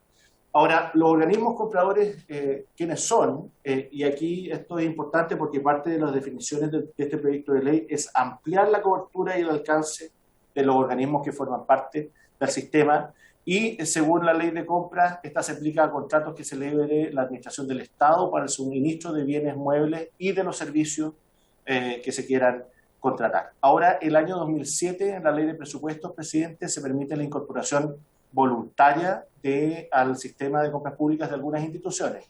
En la tabla que vemos ahí abajo, presidente, están todos los organismos que por ley forman parte del sistema. Estos son los órganos de la administración del Estado, los ministerios, gobiernos regionales, los servicios públicos en general, la Contraloría General de la República, las Fuerzas Armadas, etc. Y a mano derecha en la tabla, presidente, encontramos aquellos órganos que se han sometido voluntariamente al sistema de compras públicas a partir de esta determinación legal que acabo de señalar del año 2007. Ahí se incorporan 44 instituciones de forma voluntaria a este proceso, como por ejemplo el Congreso Nacional. Me voy a anticipar, pero parte de lo que nosotros queremos hacer, y han sido las recomendaciones de los expertos, es poder ampliar la obligación de participar del sistema de compras públicas al tipo de organismo que se encuentra en la derecha de esta tabla. Luego, la Dirección de Compras Públicas, me da un poco de vergüenza tener que presentarlo estando la directora de Compras Públicas acá, pero ella después va a poder hacer una presentación más detallada, si así usted lo estimara, presidente. Es un servicio público descentralizado que está sometido a la supervigilancia del Ministerio de Hacienda, es decir, el subsecretario de Hacienda le corresponde la supervigilancia de Chile Compra. La Dirección de Compras Públicas, presidente, sigue la lógica que hemos implementado desde hace algún tiempo de servicios compartidos, es decir, todas aquellas instituciones que prestan servicios a otras instituciones del Estado, como por ejemplo la Dirección Nacional del Servicio Civil. Compras Públicas sigue la misma lógica. Las principales funciones que establece la ley son, si ustedes se fijan ahí, presidente, son fundamentalmente de asesoría y administración, pero no de rectoría, que es parte de las recomendaciones que queremos implementar. Entonces, por una parte, asesora a los organismos públicos en planificación y gestión de los procesos de compra y contrataciones, administra el sistema de información de compras públicas y de oficio o a petición de algunos organismos puede licitar bienes y servicios a través de la suscripción de convenios marco en particular. También puede representar y actuar como mandatario de uno o más organismos públicos a que refiere esta ley en la licitación de bienes o servicios, y comenzó a operar tal como la Ley de Compras Públicas desde el año 2003. Luego, y esto también es importante como antecedente porque es parte de las modificaciones que queremos hacer en la ley sobre el Tribunal de Compras Públicas, presidente. Es un tribunal especial, colegiado, que está integrado por 3 jueces titulares y 3 jueces suplentes, que son nombrados por el presidente de la República a partir de ternas entregadas por la Corte Suprema, y que es competente para conocer de la acción de impugnación contra actos u omisiones ilegales, arbitrarios, que ocurren en los procedimientos administrativos de contratación de bienes o servicios. Desde su creación, presidente, más o menos prácticamente se ha repartido entre mitad y mitad las causas que son aceptadas versus las que son rechazadas, y que, como pueden ver en el gráfico, oscilan entre las 300 y 400 en total. Estas son las causas que los propios proveedores señalan cuando hay algún incumplimiento a su juicio de la normativa o de los contratos establecidos en el sistema de compras públicas. Ahora, cuando miramos las cifras en general, presidente, ahí puede ver prácticamente todo en millones de pesos, cómo cómo se ha modificado la cantidad de recursos que se transan por sector. Ahí vemos que el sector salud es el sector prioritario, digamos, lo que concentra la mayor cantidad de transacciones, con cerca de 5.000 millones de pesos, con un aumento de ese porcentaje que hay que corregirlo, presidente, la verdad que esa no es la variación, pero con un aumento significativo entre el año 2019 y el año 2020, y luego se encuentra, por ejemplo, las municipalidades y el gobierno central y las universidades, ¿no? Cuando uno mira las cifras generales, quizás esto puede ser más simple. estamos hablando que en el sistema de compras públicas se administra prácticamente el 15% del presupuesto de la nación, presidente. El año 2020 fueron más de 12.000 millones de dólares que fueron transados a partir del sistema de compras públicas, con un aumento de prácticamente un 8% en relación a lo que ocurrió el año 2019. Y cuando vemos la cantidad de órdenes de compra, presidente, pese a que aumentaron los montos transados, se redujo la cantidad de órdenes de compra de cerca de 2.2 millones a 1.6 millones.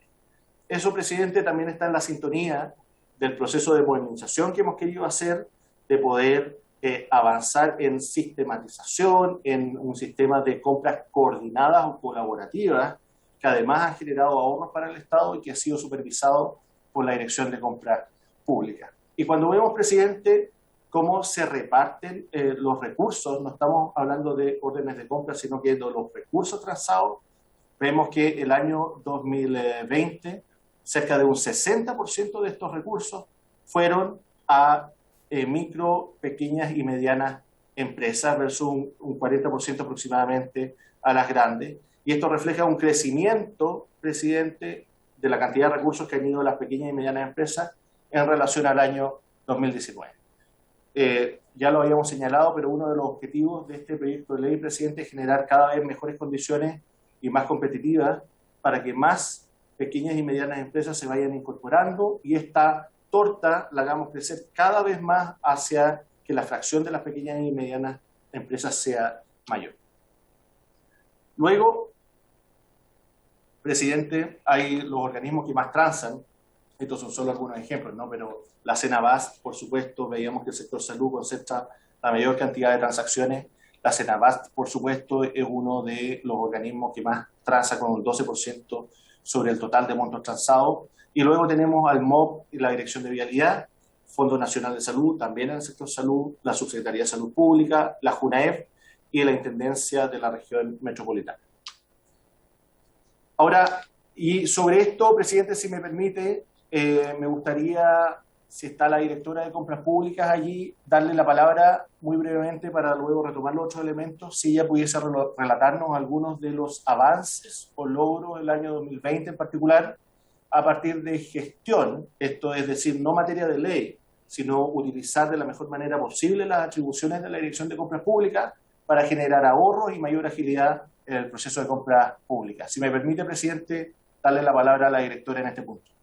Sí, por supuesto, señor subsecretario. Adelante, señora directora.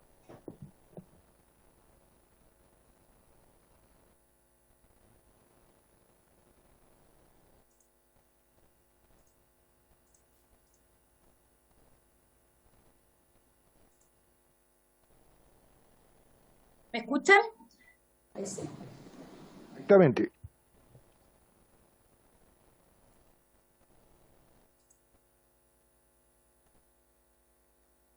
Pero parece que la cámara que nosotros compramos acá no fue bajo control de compras públicas, ¿o no, señora secretaria? Directora, está en silencio. Falta prender ahí la cámara.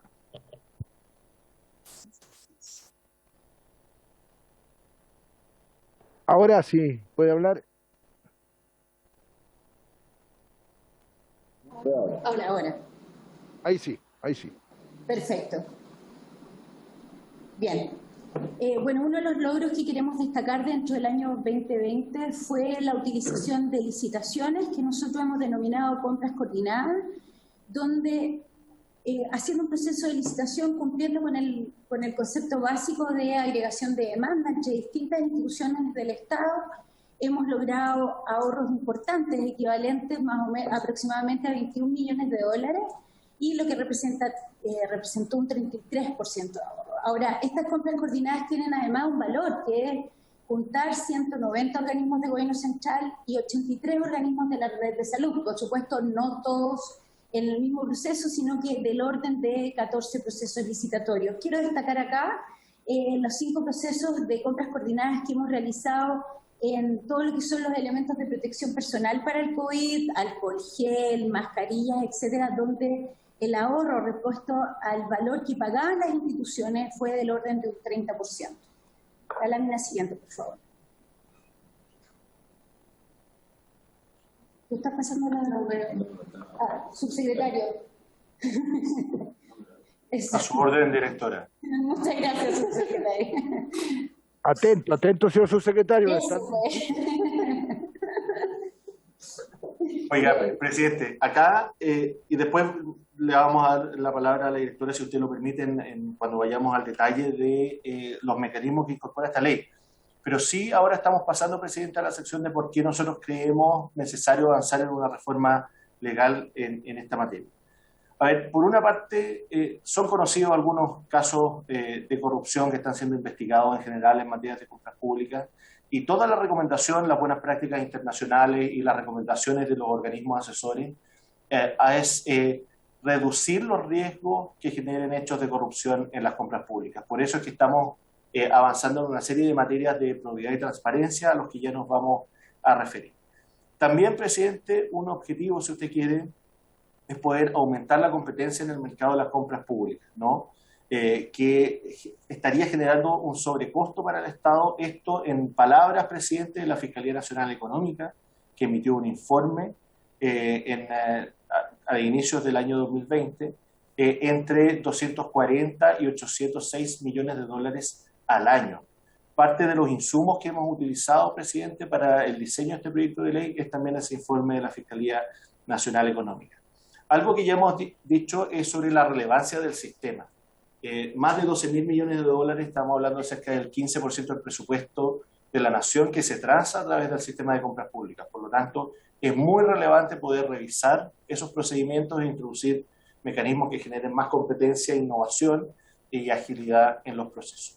También la participación de las pymes, que lo hemos señalado ya ampliamente, y fortalecer las atribuciones de Chile Compra, ¿no? Para que no solamente tenga un rol de asesoría y de administración de un sistema o de una plataforma, sino que también tenga atribuciones para poder controlar, y si usted me permite esta palabra, presidente, utilizar un rol rector en relación al sistema de compras públicas en el Estado. Y adicionalmente, las competencias del Tribunal de Contratación Pública, que están limitadas hoy día, presidente, a la revisión de procedimientos de contratación, porque no revisan la ejecución contractual, por ejemplo, si queremos poder ampliarla y fortalecerla.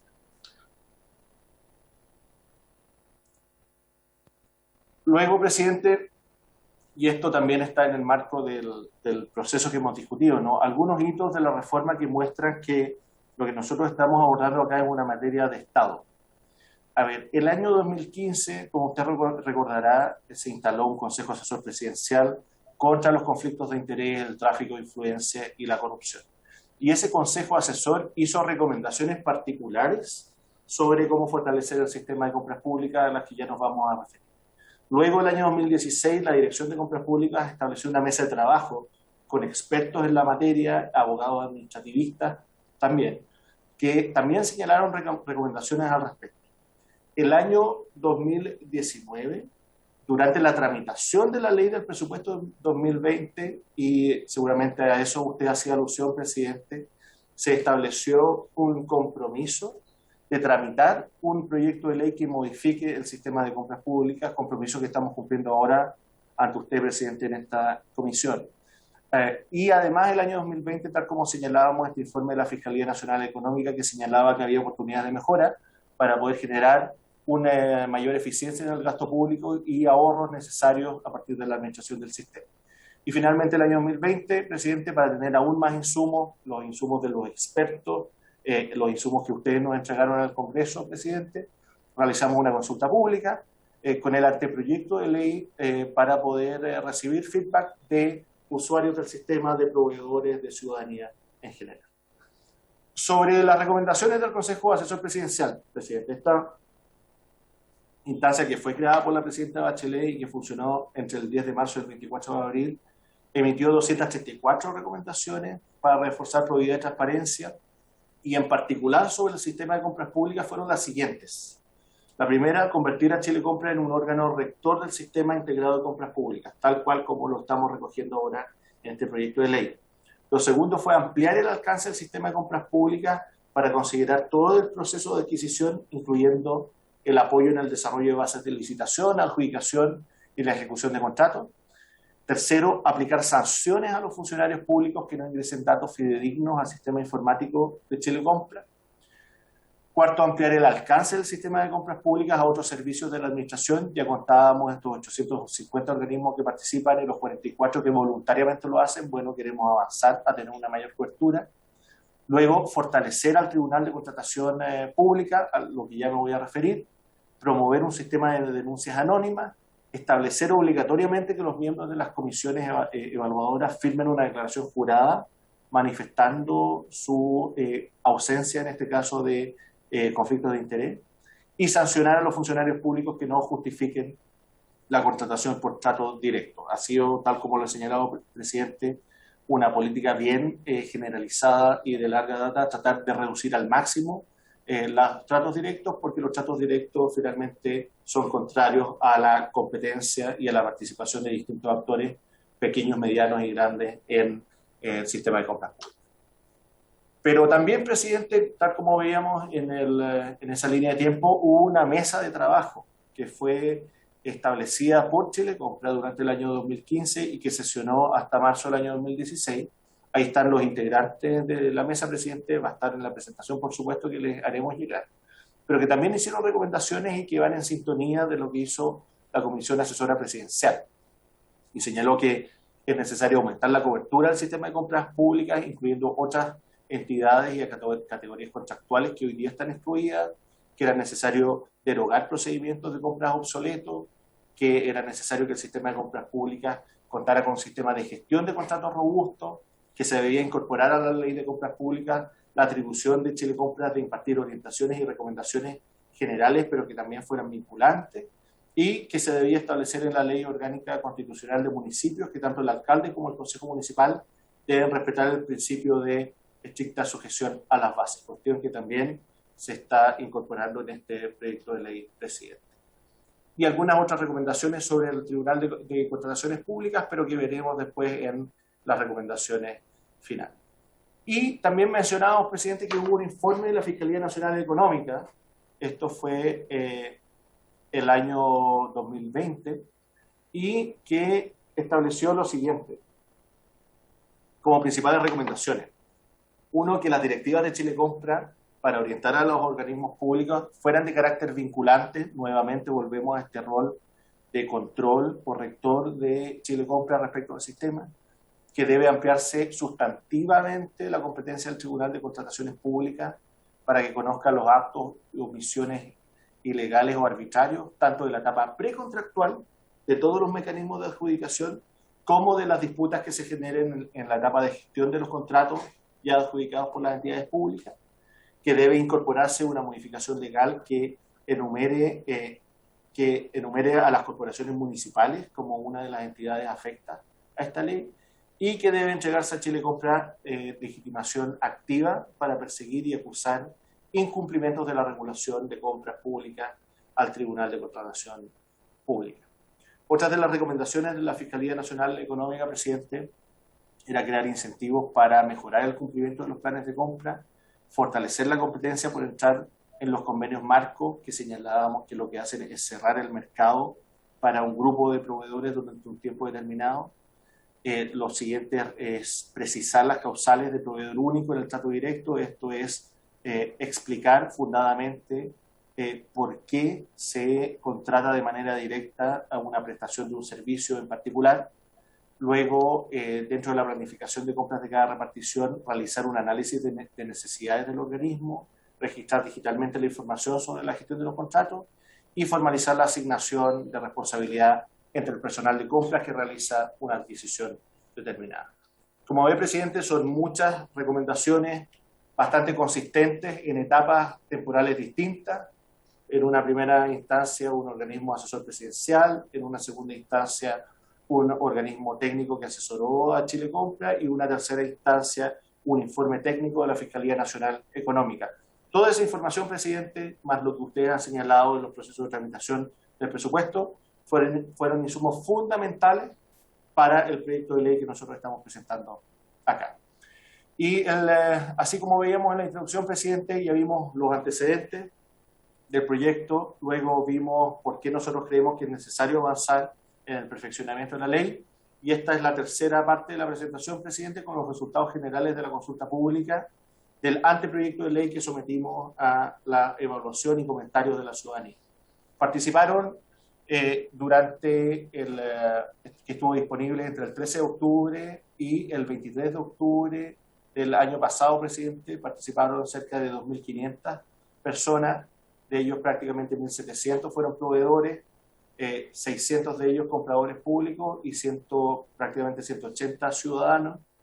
Y en general los resultados sobre la necesidad de avanzar en el proyecto fueron bastante unánimes, presidente. Respecto de si separamos la categoría ciudadanía por un lado o compradores por otro, más del 80% en un caso y 92% en el otro, señalaron que era muy importante o necesario avanzar en una nueva ley de compras públicas. Y ahí ustedes pueden ver una nota promedio para compradores, proveedores y ciudadanos que está desde el 5.5 hasta el 6.3 en una escala del 1 al 100.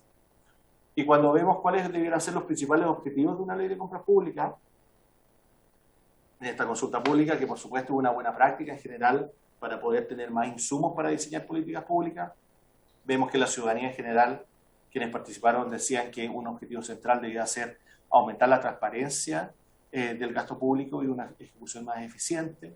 En el caso de los proveedores y de los compradores, también fue el mismo factor que tuvo la mayor cantidad de respuestas afirmativas. Por supuesto que hay otros elementos importantes como evitar las compras a dedo, mejorar la calidad de los proveedores y aumentar las posibilidades de vender al Estado un bien o servicio. Eso evidentemente es una demanda muy sentida de las pequeñas y medianas empresas, presidente. Y ya finalmente, presidente, vamos al contenido propiamente tal del proyecto. Este contenido también le voy a pedir en su momento, presidente, a la directora de compras que nos ayude a explicar los mecanismos específicos que estamos incorporando, pero en el proyecto en general, presidente, son 7 grandes ejes. El primer eje es avanzar en una mayor probidad y transparencia del sistema de compras públicas. El segundo es fomentar activamente la participación de las pymes a partir de mecanismos específicos, pero también de la promoción de sus contenidos. El tercero es avanzar en innovación, tanto a partir de algunos mecanismos de contratación como en los contenidos de ellos, y hacer un uso más eficiente de los recursos públicos que finalmente son recursos de todos los chilenos. El cuarto componente es que estamos introduciendo algunos principios de economía circular en las compras públicas. El quinto componente, presidente, es que estamos haciendo mejoras al Tribunal de Contratación Pública, tal como lo habíamos señalado. El sexto son nuevas facultades para Chile Compra para que tenga mayores herramientas de control y asuma un rol no solo de asesor o de administración de información, sino que rector. Y finalmente, mejorar la planificación de las compras públicas, presidente. Voy a tratar de pasar lo más rápidamente posible por cada uno de esos ejes con la colaboración de la directora de compras públicas, presidente. El primero es respecto de mayor probidad y transparencia. Lo primero que estamos haciendo, presidente, es ampliación de competencia de la ley a todos los órganos del Estado. Actualmente esto, como lo veíamos, se aplica solo a los órganos de la administración del Estado, quedando fuera el poder legislativo, el poder judicial, las corporaciones municipales, entre otros organismos, y por supuesto lo que hace la ley, presidente, es incorporar de manera obligatoria al poder legislativo, al poder judicial y a las corporaciones municipales. Un segundo componente dentro de este eje, presidente, que mejora la ampliación del alcance del sistema de información. Actualmente este sistema incorpora algunos datos de compras públicas desde el inicio del proceso de la compra hasta la adjudicación, y con este proyecto vamos a incorporar además información sobre el proceso de ejecución de los contratos, es decir, una vez que ya fue contratado el servicio, cómo se va desarrollando, cómo se va ejecutando el contrato en cada una de las materias necesarias para la administración.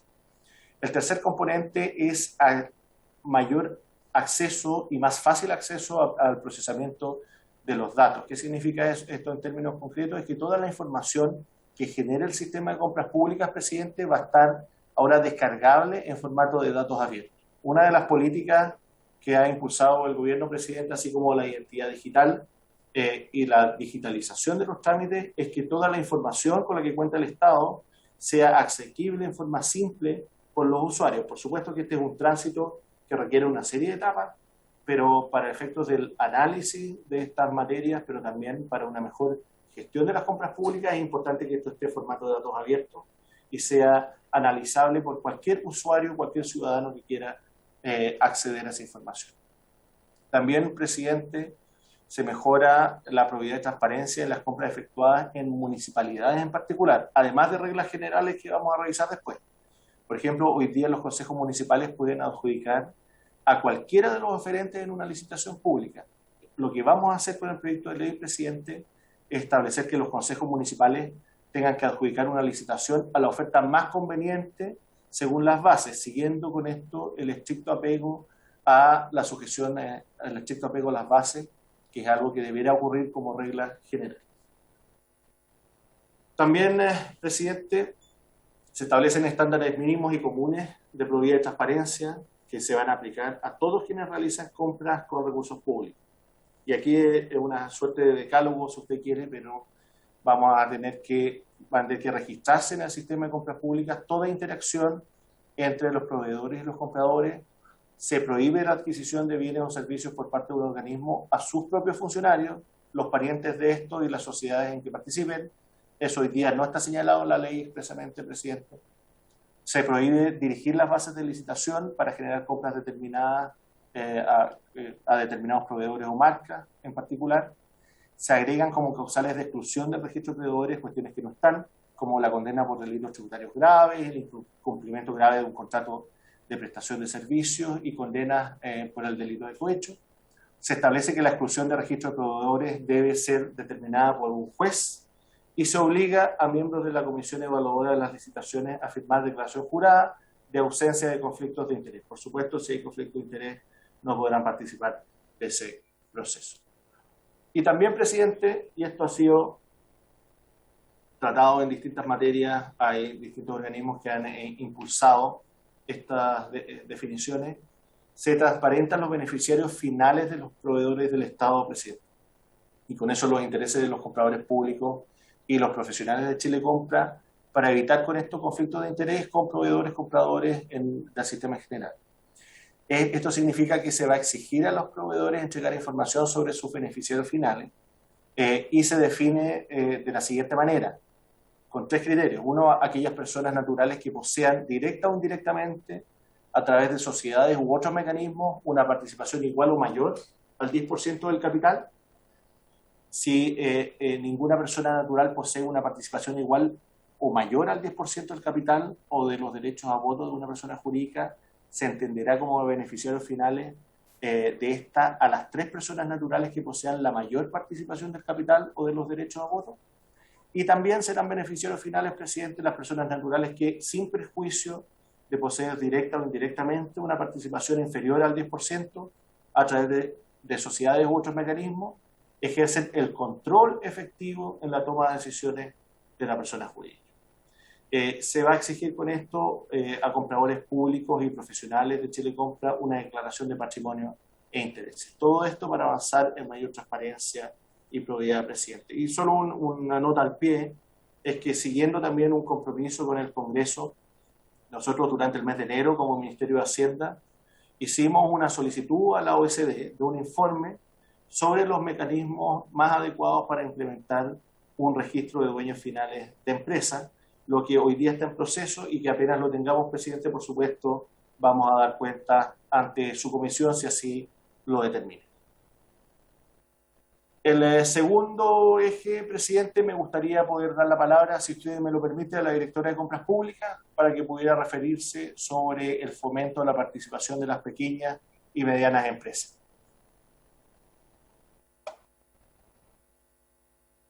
Secretario, presidente, voy a proceder a explicar el segundo eje de este proyecto de ley de compras públicas, que es fomentar la participación de las pymes. Primero, incorporamos a nivel legal la compra ágil, que es un procedimiento que actualmente existe en el reglamento y que actúa como un cotizador electrónico en compras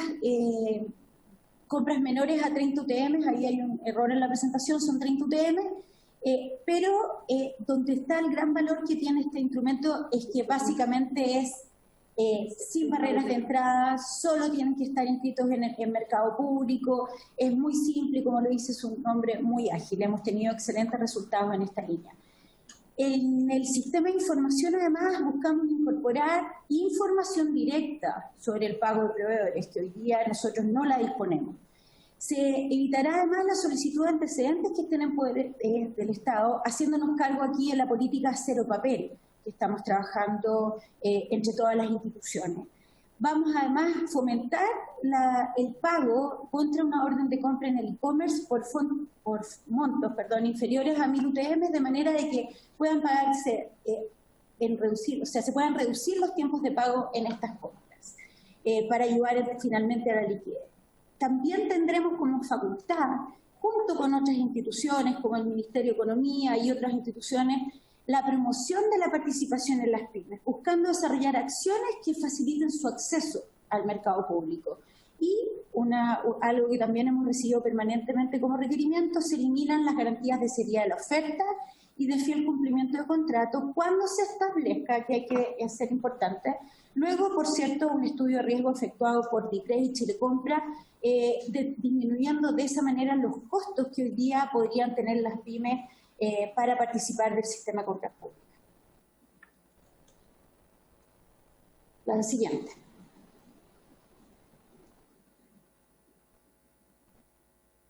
La siguiente. No, a ver, ahí está. Subsecretario, si quiere explico yo este punto también. Adelante, por favor, directora, si el presidente lo permite, claro. Perfecto. Bien, en el tercer eje lo que estamos acá es... Adelante, como dijo el subsecretario, adelante Nelly, no hay problema, Nelly. Gracias, presidente, perdón. Bueno, acá lo que estamos haciendo es incorporar algunos procedimientos de compra que están de acuerdo a las prácticas internacionales. Acá lo que buscamos es alinear y modernizar aquello, agregando nuevos procedimientos a los que ya tenemos. No estamos eliminando los que existen, pero sí agregando algunos nuevos que se adecúan más a la realidad que hoy día tenemos en el mercado. Tenemos, por ejemplo, un acuerdo dinámico de compras que, para explicarlo en simple, es una especie de registro de proveedores específico, pero donde lo que hay acá es que se definen las condiciones que tienen que cumplir los proveedores para participar de este determinado registro para una categoría específica. Y uno de los grandes beneficios que tiene esto para las empresas es que permite un ingreso en el tiempo, no es cerrado, ¿no? Van a poder ingresar en la medida que vayan cumpliendo con los distintos requisitos que este acuerdo o registro defina. En el contrato por innovación o para la innovación, buscamos hoy día adquirir bienes o servicios que no existen en el mercado y por lo tanto es muy difícil para el Estado definir el requerimiento o el producto o servicio, y lo que estamos buscando es hacerlo en conjunto con los proveedores. Entonces vamos haciendo un desarrollo de las bases, vamos desarrollando de esa manera junto con los proveedores prototipos donde resguardamos la confidencialidad y derechos de autor para llegar a una solución. Creemos que este además es un instrumento que permite apoyar a todos estos emprendimientos, startups que hoy día muchas veces tienen además grandes ideas, pero buscan desarrollar un prototipo que pueda cumplir un determinado requerimiento, por ejemplo, en el área de la salud, la medicina, donde siempre tenemos empresas tanto pequeñas como emprendimientos que están generando innovación. La siguiente.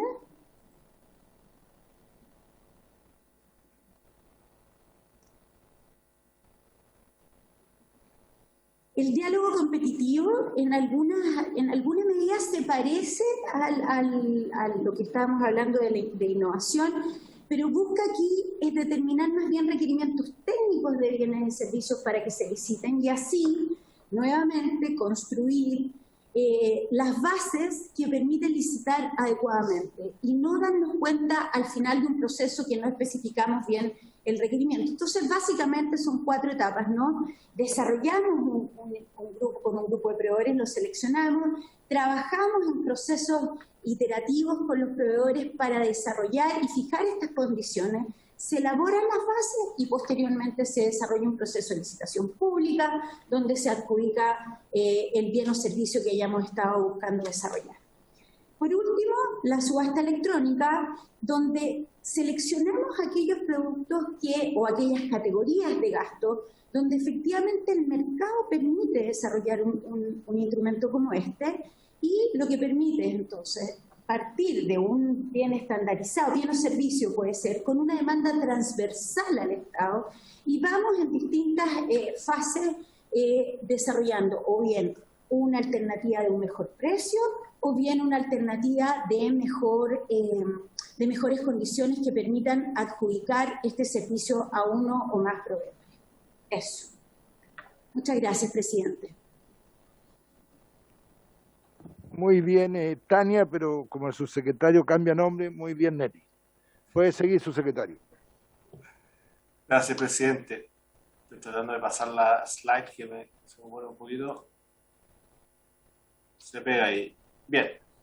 Ahí, además, presidente, como veíamos en los nuevos mecanismos que van a facilitar el sistema de compras, pero que además están vinculados con las prácticas internacionales, ¿no? Todos los sistemas que ha señalado la directora responden a los benchmarks internacionales y por lo tanto nosotros estamos aprendiendo de países que han avanzado en esta materia como Australia, Nueva Zelanda, Reino Unido. Así que es importante poner esos elementos sobre la mesa, presidente. Un cuarto punto es sobre la economía circular de las compras públicas y esto básicamente, presidente, es poder reutilizar aquellos bienes que existen en el Estado y que podrían ser útiles para otras instituciones. Esto a partir de la utilización de una plataforma que será administrada por compras públicas y que va a permitir que los bienes que quedan en desuso para una institución puedan ser transados y utilizados por otras instituciones. Y el procedimiento que se establece, presidente, es el siguiente: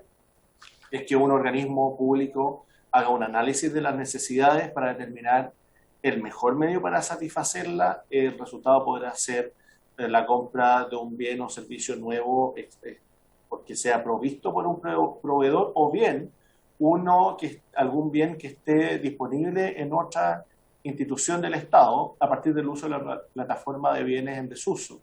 Y si existen, por lo tanto, en esa plataforma algunos bienes que puedan satisfacer esa necesidad, entonces, por lo tanto, se podrá utilizar ese bien o servicio. Si no hay, el organismo público adquiere el bien a través de un proceso de compras públicas, pero si existe esto en otra institución, por supuesto que podrá ser utilizado.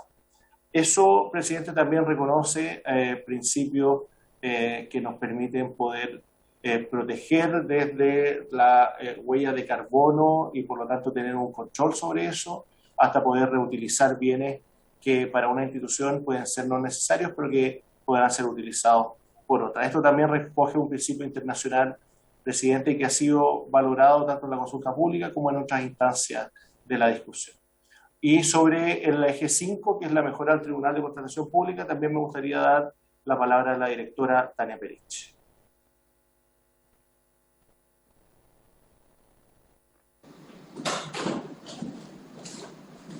Muchas gracias, subsecretario. Presidenta, entonces, con su autorización, ¿puedo explicar el quinto eje de la ley?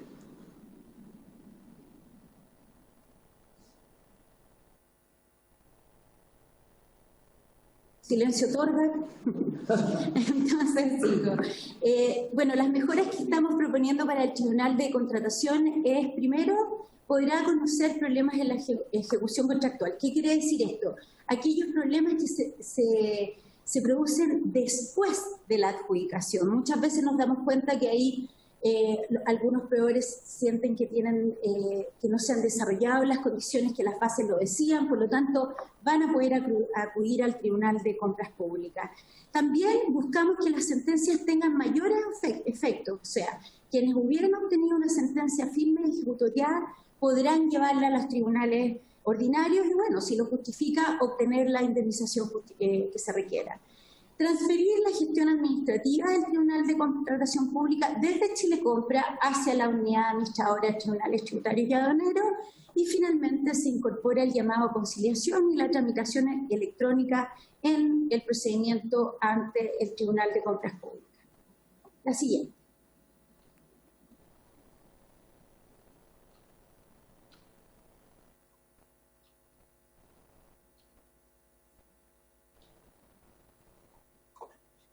En las nuevas facultades de Chile Compra queremos fortalecer las competencias para impartir instrucciones obligatorias que fortalezcan la probidad, la transparencia y la eficiencia en los procedimientos de contratación. Hoy día muchas veces nosotros desarrollamos políticas, desarrollamos herramientas, pero sabemos que lo que podemos hacer es sugerirle a las instituciones su aplicación. Hoy día queremos que esas instrucciones sean obligatorias. Queremos tener también la facultad para suspender estos procedimientos de contratación donde existan indicios graves y calificados de infracciones dentro de la Ley de Compras Públicas. Y también la facultad de recibir reclamos, denuncias u observaciones del público a través de nuestro sistema de información. Por último, y como una manera también de apuntar a la participación y a la eficiencia, permitir a Chile Compra la creación de contratos tipo, que básicamente son contratos modulares, donde además podamos elaborar cláusulas de común aplicación contractual y que puedan permitir o que faciliten entonces la elaboración, suscripción e interpretación de los contratos con el Estado, que le faciliten la vida tanto a los compradores como a los proveedores. La siguiente. Aquí es solo para mostrar cómo funcionaría el procedimiento para la prevención de irregularidades. Bueno, tenemos de oficio por denuncia nosotros, Chile Compra detecta que podría haber una cierta situación de ilegalidad en un procedimiento de contratación de un organismo público. Aquí hay que recordar que nosotros hoy día tenemos una entidad que es el observatorio, que está a través de datos, a través de procesos también un poco más manuales, observando ciertas categorías de gasto, ciertos montos de transacciones. Entonces la idea es fomentar esto y hacer que detectemos potenciales situaciones de ilegalidad. Chile Compra entonces oficia al organismo público para que dentro de 5 días conteste justificando la situación o corrigiéndola, que es fundamentalmente a lo que uno debería propender, y en el intertanto se suspende este procedimiento de contratación. Si la respuesta del organismo no es satisfactoria, Chile Compra envía antecedentes al Tribunal de Contratación Pública, no somos nosotros quienes operamos en esa línea. Y si la respuesta del organismo es satisfactoria, lo reactivamos el proceso de contratación, sigue su curso normalmente. Finalmente, solo para cerrar, es el Tribunal de Contratación Pública quien se pronuncia sobre la suspensión y luego analiza el fondo de la denuncia de Chile Compra, pronunciándose sobre la legalidad de las acciones u omisiones del organismo público. La siguiente, por favor. Muchas gracias, directora. Y finalmente, presidente, y con esto sí estamos terminando la presentación, que es el 7º eje y que tiene que ver con la planificación de las compras públicas. Hoy día no existe la obligación de los servicios públicos de tener un plan de compras públicas que muestre cuáles son las necesidades que se quieren cubrir y por lo tanto cómo van a ser provistas esas necesidades a través del sistema durante el año. Lo que hace esta ley es establecer esta obligación para que todos los organismos del Estado, presidente, cuenten con un plan anual de compras públicas y por supuesto, como contrapunto, permitir a la dirección de Chile Compra poder hacer observaciones a este plan de compras cuando así lo merite, para poder buscar siempre las máximas eficiencias en el sistema o la colaboración cuando sea necesario. Una de las prácticas que ha implementado la dirección de Chile Compra, presidente, ha sido las compras colaborativas, que han permitido agregar demanda y con eso poder generar mayor eficiencia a partir de necesidades que son transversales. Poder revisar estos planes de compra, presidente, podrían permitir anticipar esas necesidades y poder avanzar también en la dirección de compras colaborativas cuando los principios de eficiencia y mejor uso de los recursos públicos así lo ameriten. Y finalmente, presidente, esta ley también faculta al Ministerio de Hacienda para que a través de una resolución pueda establecer una metodología para evaluar los resultados de los contratos celebrados y así poder avanzar, presidente, en tener un sistema de evaluación de la calidad de las compras públicas que nos permita tomar mejores decisiones de gestión, pero también mejores decisiones de política pública. Con esto, presidente, ha sido una presentación extensa, entendemos, pero era para nosotros importante poder mostrar estos 7 ejes del proyecto, que tal como señalamos al inicio, lo que busca es poder no solo modernizar el sistema de compras públicas, sino que poder mejorar la calidad del gasto público, usar cada vez de mejor manera los recursos que son de todos los chilenos, introducir principios de economía circular, pero también fomentar la innovación y la participación de las pequeñas y medianas empresas, que como hemos visto han aumentado progresivamente su participación en el mercado público, pero creemos que también hay oportunidades para seguir avanzando en esa dirección y por supuesto que en un contexto de reactivación económica, que es lo que veremos los próximos meses, va a ser una materia muy importante. Así que gracias, presidente, por su disposición y quedamos totalmente abiertos a todas las consultas que quisiera hacer la comisión. Muchas gracias, subsecretario. Igualmente a Tania Pérez, que ahí está muy bien porque tiene experiencia, ¿no es cierto? Los familiares que eran arqueros, saben atajar los goles y todo aquello. Así que bien, bien, Tania ahí. Y se nos acaba de ir el diputado Mellado, que fue alcalde, así que tiene experiencia en estos temas también.